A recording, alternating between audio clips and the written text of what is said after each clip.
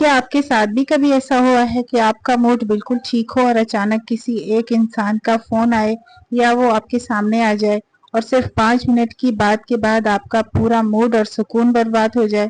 आपने कुछ गलत नहीं किया होता, लेकिन अंदर से बेचैनी और थकन महसूस होती है। ऐसे लोग हमेशा लड़ने वाले नहीं होते। कई बार ये बहुत मुस्कुरा कर बात करते हैं, लेकिन अंदर से आपका कॉन्फिडेंस खत्म कर रहे होते हैं। नफ्सियात कहती है कि कुछ लोगों की मौजूदगी ही तनाव पैदा करती है, लेकिन समझदार लोग ऐसे लोगों से लड़ते नहीं और ना ही उन्हें बदलने पर वक्त जाया करते हैं, बल्कि खामोश रहकर अपना सुकून बचा लेते हैं। अस्सलाम वालेकुम, मैं हूँ मेहरमा की ममा। उम्मीद है आप सब बिल्कुल ठीक होंगे। आज हम बात करेंगे मुनाफिक और जहरीले रवैयों से खुद को कैसे बचाएं। अगर आपने भी ये बातें सीख ली तो लोग आपको परेशान करना बंद कर देंगे। ज्यादातर जहरीले लोग बाहर से बहुत मीठे और हमदर्द नजर आते हैं। वो आपकी बातें सुनेंगे, लेकिन बाद में आपको ही कसूरवार महसूस करवाएंगे। समझदार इंसान जबान की मिठास नहीं, दिल का बोझ देखता है। अगर किसी इंसान से बात करने के बाद आपका जहन पुरसकून होने की बजाय बोझल हो जाता है और अपने ऊपर शक होने लगता है, तो समझ जाएं कि मसला आप में नहीं, उस इंसान के रवैये में है।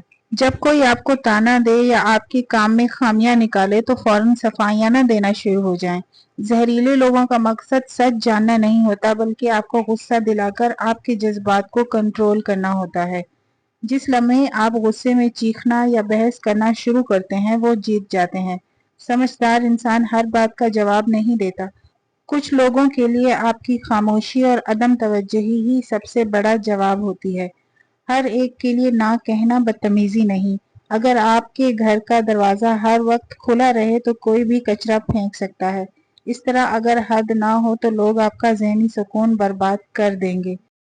ऐसे लोग आपको एहसास जुर्म करवाते रहते हैं। ये कहते हैं कि जैसे कि तुम बदल गई हो। समझदार लोग ब्लैकमेल नहीं होते। जो आपकी हदूद की इज्जत नहीं करता, वो आपकी भी इज्जत नहीं करता। ये गलत फहमी छोड़ दें कि आपकी कुर्बानी या बार बार समझाने से सामने वाला बदल जाएगा। इंसान तभी बदलता है जब वो खुद बदलना चाहे। जो सिर्फ शिकायतें करते हैं वो हल कभी नहीं मांगते। बस उनकी कोशिश ये ही रहती है कि किसी न किसी तरीके वो आपको गलत साबित करके खुद को सही साबित कर लें। दुनिया की नज़र में भी और अपनी नज़र में भी आप सही भी होते हुए आप कुछ नहीं कर सकते ऐसे लोगों का। हकीकी दानिशमंदी हर बहस जीतने में नहीं होती, बल्कि ये पहचानने में होती है कि कौन सी बहस में पढ़ना चाहिए और कौन सी बहस में नहीं पढ़ना चाहिए। जहरीले इंसान बदला लेने की बजाय खामोशी से इससे अपना फासला बढ़ा लें तो ये आपके लिए बेहतर चीज साबित होगी। अगर आप बदला लेने जाएंगे तो कहीं ना कहीं वो लोग आपको ही गलत साबित कर देंगे, चाहे आप उसमें गलत ना भी हो तो।